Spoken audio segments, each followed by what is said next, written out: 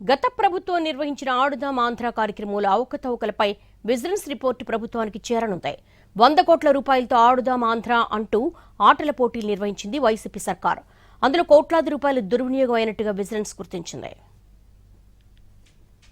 YCP ప్రభుత్వ హయాంలో ఆడుదాం ఆంధ్ర పేరుతో క్రీడా పోటీలు నిర్వహించారు. క్రీడాకారులను ప్రోత్సహించేందుకు గత ప్రభుత్వం పోటీలు నిర్వహించింది. మొదట 40 కోట్ల రూపాయలు కేటాయించారు. చివరకు 100 కోట్ల బడ్జెట్గా తేలింది. ఈ కార్యక్రమంపై అప్పట్లో అనేక విమర్శలు వచ్చాయి.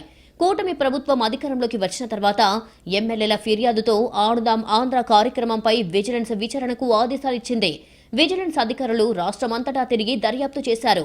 మొత్తంగా ఆడుదాం ఆంధ్ర కార్యక్రమంలో 40 కోట్ల రూపాయలకు పైగా దుర్వినియోగమైనట్లుగా గుర్తించారు. విజిలెన్స్ రిపోర్టు రెడీ అయ్యింది.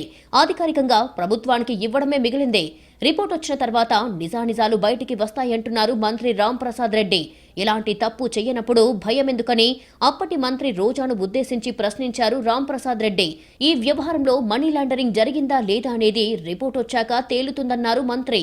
ఆ రోజు మేము చెప్పినా చెప్పకపోయినా ఆడుదాం ఆంధ్ర అనే విషయంలో ఎంత పొరపాట్లు జరిగాయి, ఎంత కుంభకోణం జరిగిందో మీ అందరికీ తెలుసు.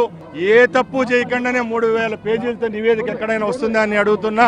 తప్పకుండా పేద ప్రజల యొక్క రక్త మాంసాలు తిన్న ఆ రోజు అధికారులు అయితేనే, ఆ రోజు రాజకీయ రంగంలో ముసుగులో ఉండి పనిచేసిన మంత్రులు అయితేనే, శాప్లో పనిచేసిన వాళ్ళందరికీ శిక్ష పడుతుంది. గత ప్రభుత్వంలో క్రీడా శాఖ మంత్రిగా పనిచేసిన రోజా, షాప్ చైర్మన్ గా ఉన్న బైరెడ్డి సిద్ధార్థరెడ్డి ఆడుదాం ఆంధ్ర కార్యక్రమంలో కీలక పాత్ర పోషించినట్టు గుర్తించారు. వీరిపై క్రిమినల్ కేసులు నమోదు చేయాలని సిఫార్సు చేసింది విజిలెన్స్ విచారణ కమిటీ. వీరితో పాటు అప్పటి school education commissioner Suresh Kumar, మరో ఐఏఎస్ అధికారి ధ్యాన్ చంద్, రిటైర్డ్ ఐఏఎస్ అధికారిని వాణి మోహన్ తో పాటు షాప్ ఐటీ విభాగంలో పనిచేసిన వారి పాత్ర కూడా ఈ స్కామ్ లో ఉన్నట్టు గుర్తించారు. నివేదిక అందిన తర్వాత ప్రభుత్వం ఎలాంటి చర్యలు తీసుకుంటుంది అనేది ఆసక్తికరంగా మారింది. టీడీపీని తీవ్రంగా కార్నర్ చేసిన రోజా, బైరెడ్డి సిద్ధార్థరెడ్డిలపై చర్యలు ఉంటాయా లేదా అనేది మరికొద్ది రోజుల్లో తేలనుంది.